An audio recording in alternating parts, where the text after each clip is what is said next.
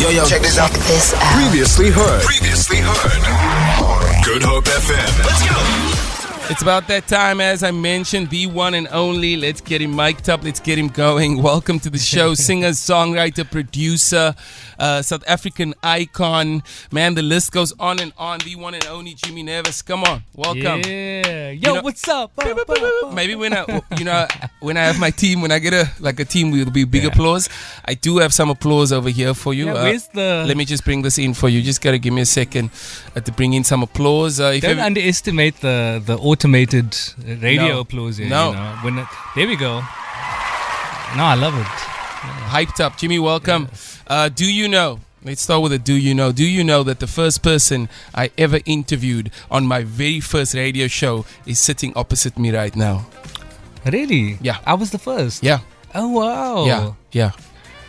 I remember it. Yeah. I just didn't know it was like the very first. That was my very first show. Oh, wow. Yeah. And look how far you've come now. It's crazy. It's like 4 and a bit years in. That's insane. I get to do this. I love doing this. I get to, articulate my message and get the message differently.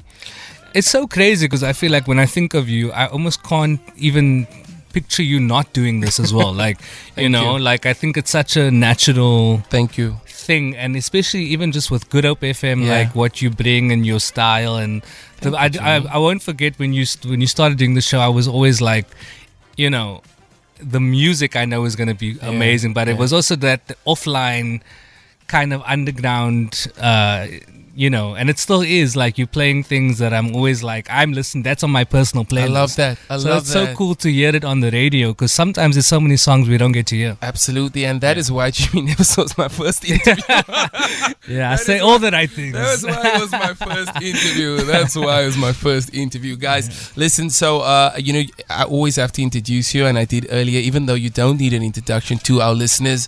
You've been a part of the Good Hope FM family. They've been a part of your musical journey for a long time, more than a decade now. Yes. Does it feel like more than a decade? No.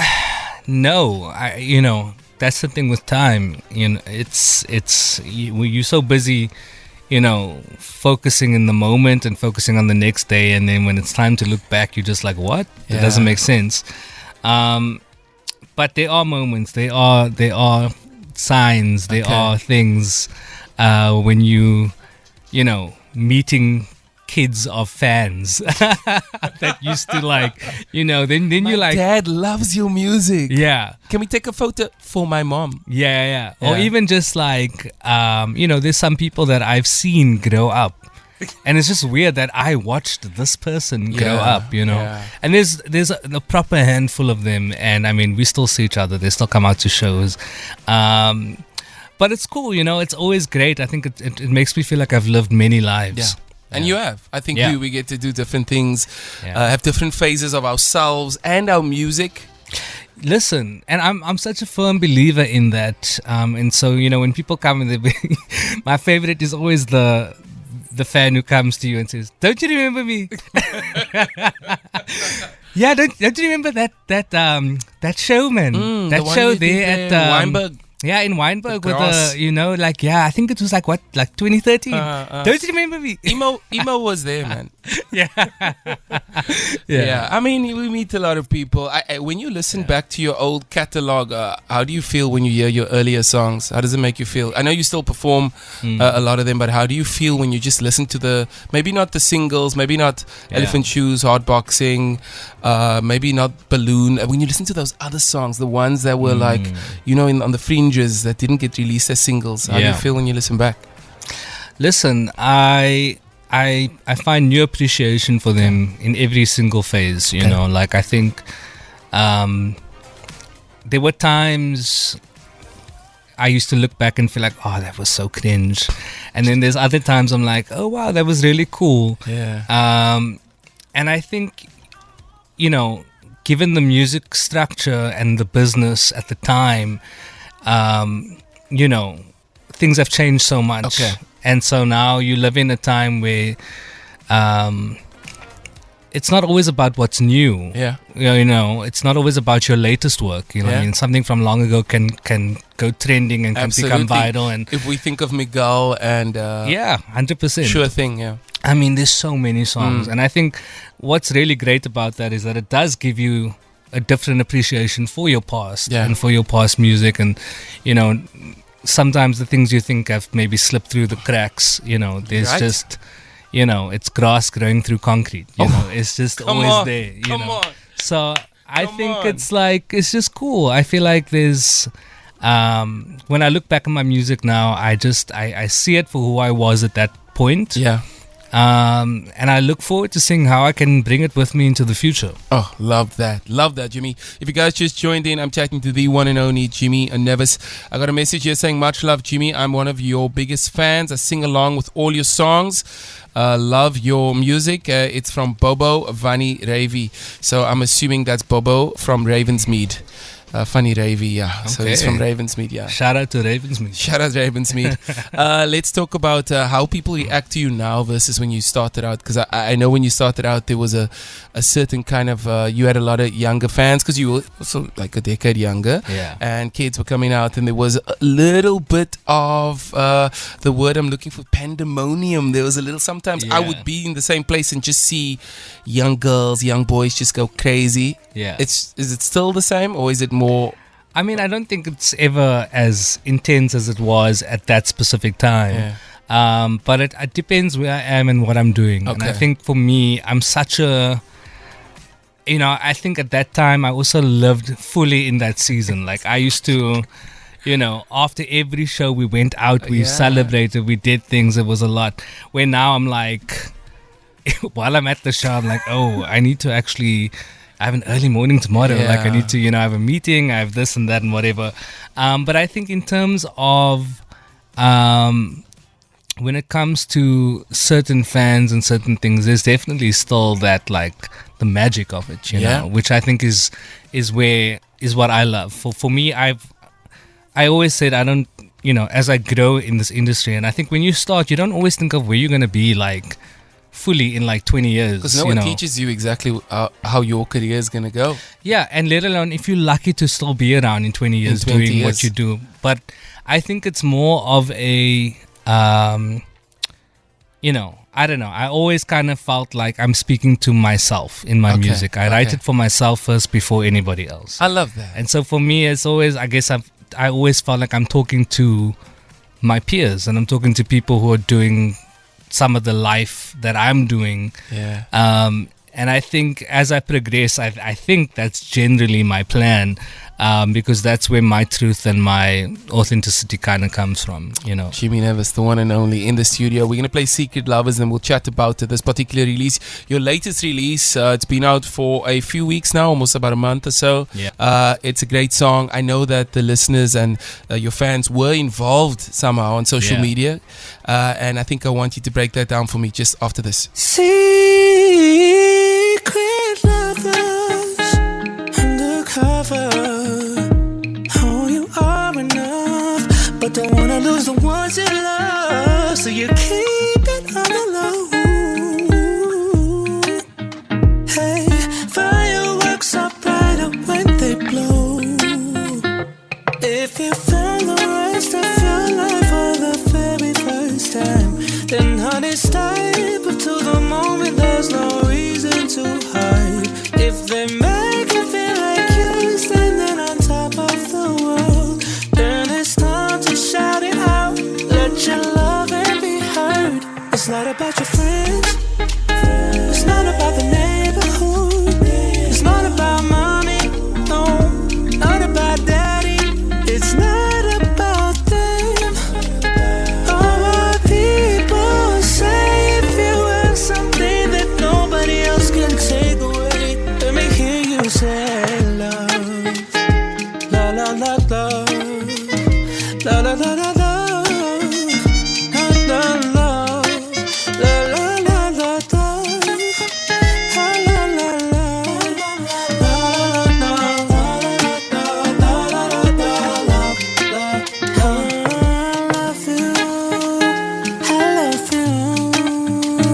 La la standing on top of the world tonight. I wanna give you all my love tonight. I believe that all of the stars align and they're shining for me and you, yeah.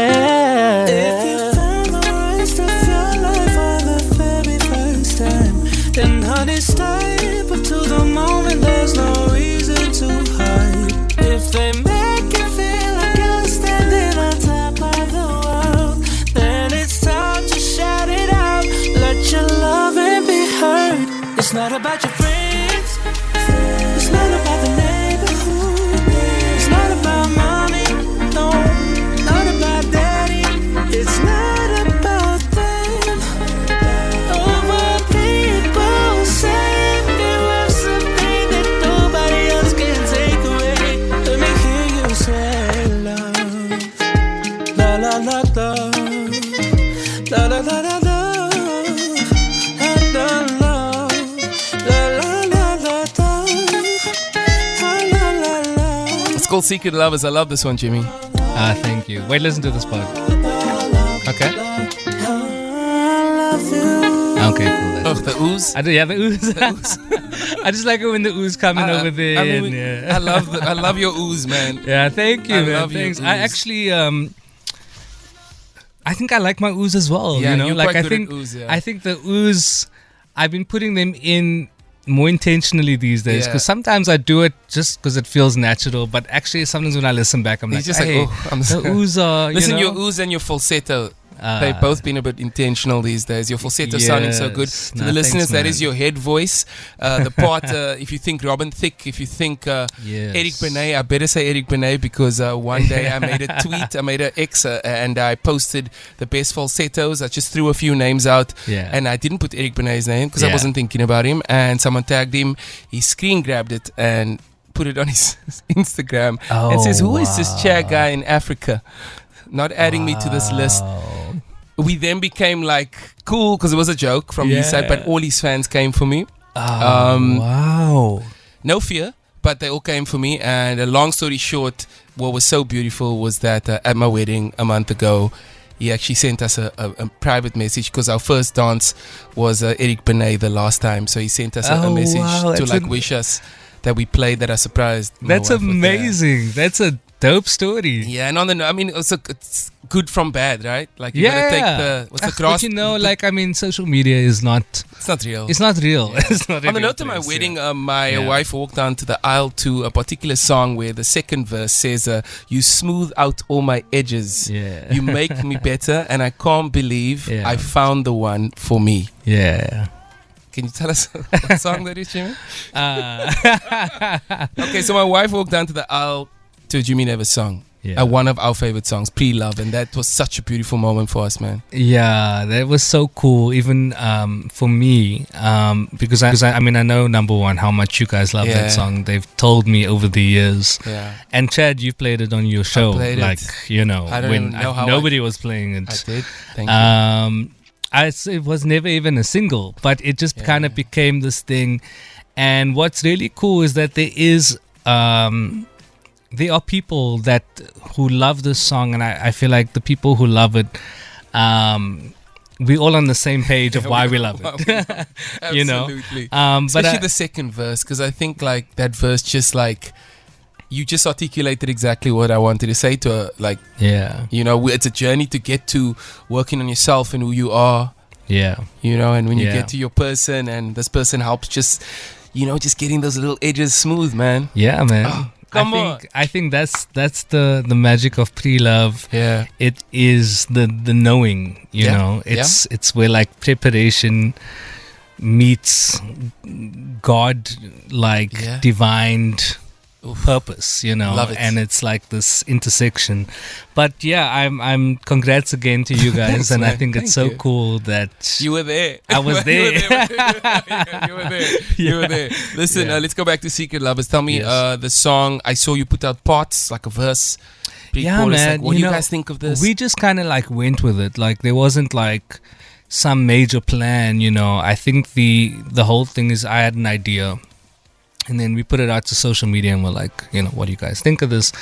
And, you know, people came through, you know. I mean, people came through a lot more than I thought they would. Yeah. Like, there were people writing out lyrics, you know, some really great lyrics. A lot of people giving direction sonically, like, oh, let's add this, you know. Okay. Even the Robin Thicke vibes, all of it. And what was weird was, like, even just understanding that, like, we all kind of are thinking about the same thing before it's even made. Yeah. Which is also quite interesting. It's really interesting because, I mean, you're talking about people who they're not musicians. Some of them. Well, this is another thing that I think, you know, there's many reasons why we may not like social media, but then there are reasons why we should. And I think, you know, what's cool is that you could have like an accountant out there, you know, who has really good music taste, you know, and I think sometimes we look over that or we look past it. And I just think it was so cool to do this with them. And I mean, after weeks of building and putting it together, Secret Lovers was born. Oh, so beautiful, man. And I think because everyone was involved, I think they've just gotten onto, the song's vibe since it's released. Yeah. They feel like they've been a part of it. Yeah, man. I think it's a special song, but I've done releases where we've planned everything to the T. Yeah. I've done some where we kind of are going with the industry or the way it's flowing and developing, but this one is purely just like, it feels like we're just riding a wave, and man. it's just me and my fans and followers and the team, and we're just kind of rolling with it. It's laid back, just like the song. Yeah. And it's it's for all the lovers out there. It's a nod to the lovers who haven't had the best journey, haven't, or maybe felt that acceptance from their loved ones or society, or Okay. Listen, I was talking to Garth B from Good Up FM, Cape Town DJ. We were chatting, we were unpacking the Neo Tiny Desk performance the other night, and Garth wasn't happy, and I was like, well, okay, cool. What wasn't he happy about? He didn't, he just felt like Neo could have done better in the performance. Put him on blast. And he felt like Neo just kind of popped in and wasn't like as, but I think it was in comparison to Usher and Justin Timberlake, which are different type of performers. I mean, he didn't do Closer, which I was so, but like. That's what God said as well. And then I learned about 2 weeks ago from Eric Bellinger that Tiny Desk is at 7 a.m. No. Yeah. So anyone who's listening, we sing on our other SABC TV shows, Espresso, and at 7 a.m. Yeah, because he's done Usher's one, right? Yeah, he was doing backing vocals for Usher. I love Usher's one. Usher's one is probably amazing. number one up there. Yeah. And I mean, Eric's also he's like super dope. He's a great artist. So, but I think, so I'm like, I mean, I think we're all Neo fans. Yeah, but of course, man. This year, I've been like talking a lot about Neo. Like I've been resending Neo songs to people because I'm just like, at the next braai. Absolutely. Like I want to hear more Neo. Let's not sleep on Neo, guys. He's a young OG. No, and I mean, I think we're all kind of doing the same things. Like, I mean, I do, my Clint Al playlist is Khaning, and you're shout just out like, to Clint Al, man. Yeah, we're all doing the same thing. Yeah. So, and then, he's been also just doing a lot of Neo. Like, he's coming in with like 3 Neo songs sometimes. Yeah, he is. And I'm like, I like this, So it's just been cool to see his Tiny Desk. And before it came out, I felt like I had put this out into the universe. But just even him as a songwriter, I mean, pen game, man. So we're talking about Mario. So Garth was saying we shouldn't have done the songs he wrote for other people in such a short set. But I mean, either way, that's a different conversation. Garth only said, please tell Jimmy that I hope his performance went well. And Jimmy didn't open for Joe. Joe closed for Jimmy. Hey. That's God. He's currently in Bali, but that's his message. That's why you can say such things. Yeah, because he's like, I'm gonna drop this mic and then I'm gonna go. Trust me, God says anything he wants to. Listen, we're gonna head into some other things now, but before we get to that, I just want to know what is your favorite song to perform live, and what is the, I won't say easiest, but what is your favorite? You have so many good songs. I mean, at the moment? Yeah, at the moment.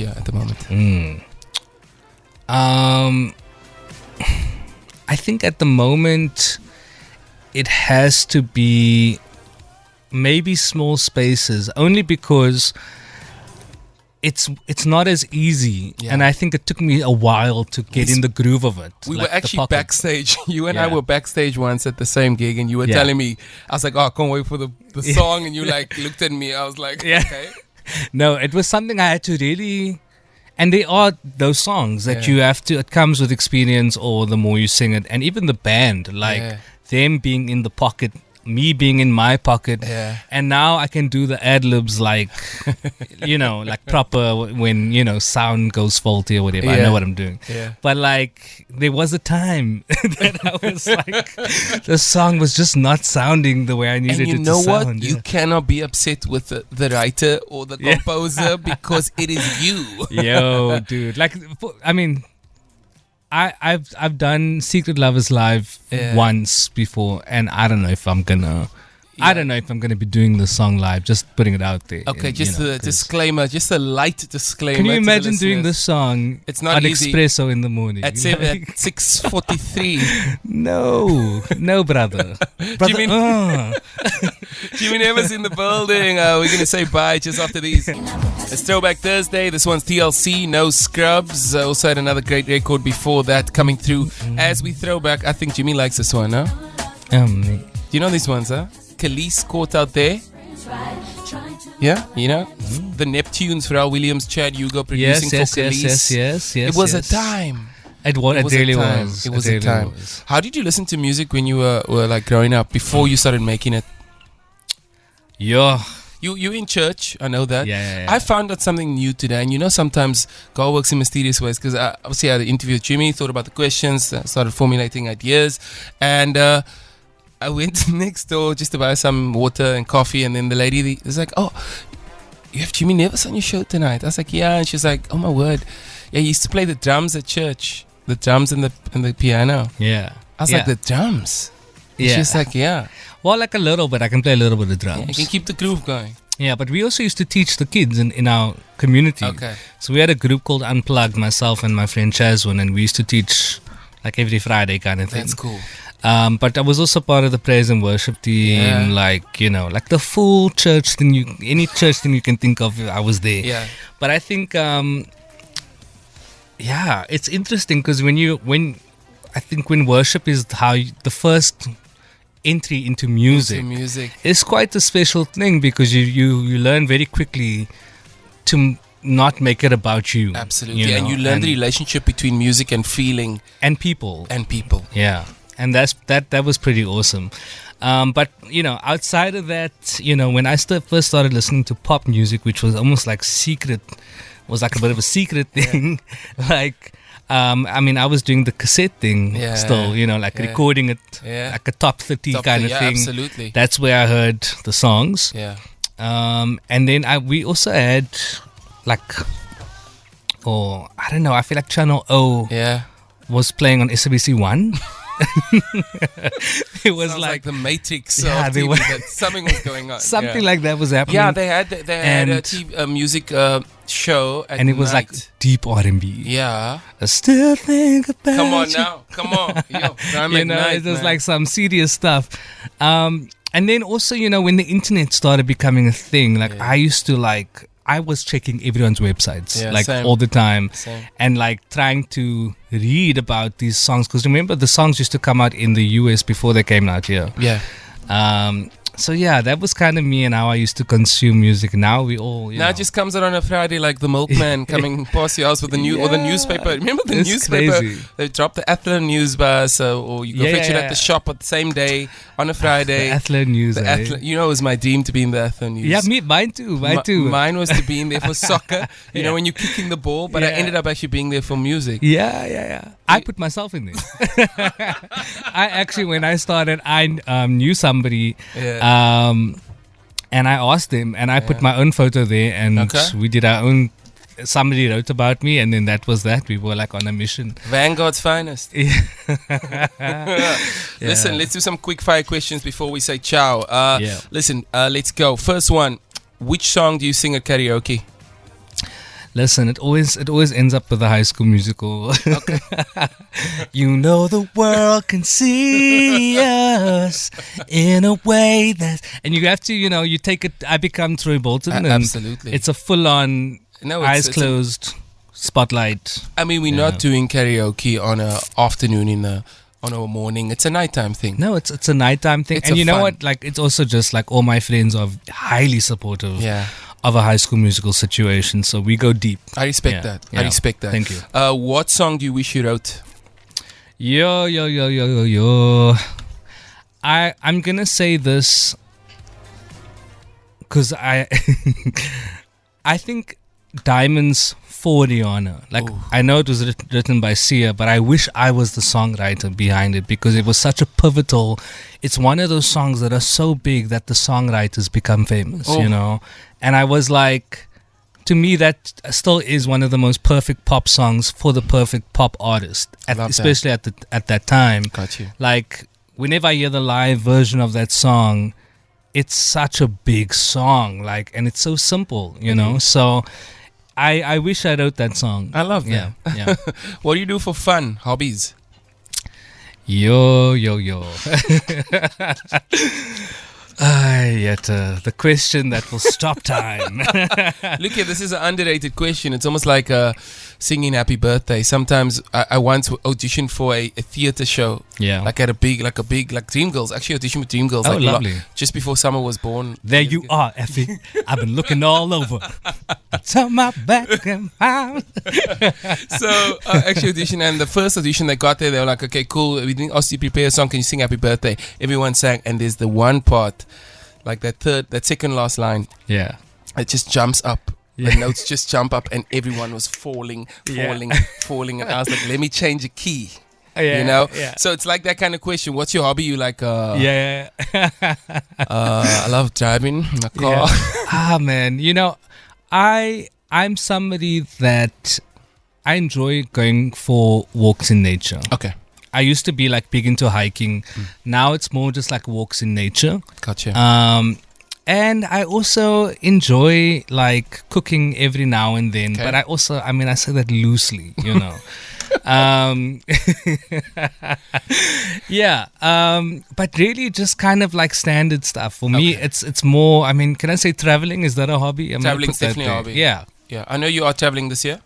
Yes, I am. I'm going to be in Europe again sometime this year. I love that for you. Yeah, man. I love it. I love it that side. And I love getting to, like, I have a couple of friends over there. Okay. And every time I go there, it's just a whole different experience. And even just bringing that home to South Africa, I think just the outlook, the perspective, you know, all I of love that. that. Yeah. Jimmy Nevis, live in the studio. Thank you for spending time with us. My first interview when I started radio, and still a special moment for me every time we get to speak. Likewise, man. Thank you. Thank you for the music. Thank you for what you've done for our industry.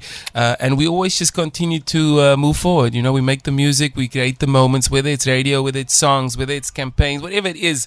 I think excellence is always a part of your narrative. I think that you always inspire a lot of people. And I think that you are becoming a better singer with age. Yeah, and you were thank you. a very good singer when you started. But every time I hear you now, I know I also send you this on WhatsApp, or I tell you to your face. But I might as well just make a PSA over here. Say it loud. Say it out loud. Listen, man, you know, we're big fans. We love the music. We support anything you do. Keep inspiring all of us and keep flying the flag for us. Nah, thank you so much, man. Feel it. For more, tune in to goodhopefm.co.za. It's all you need.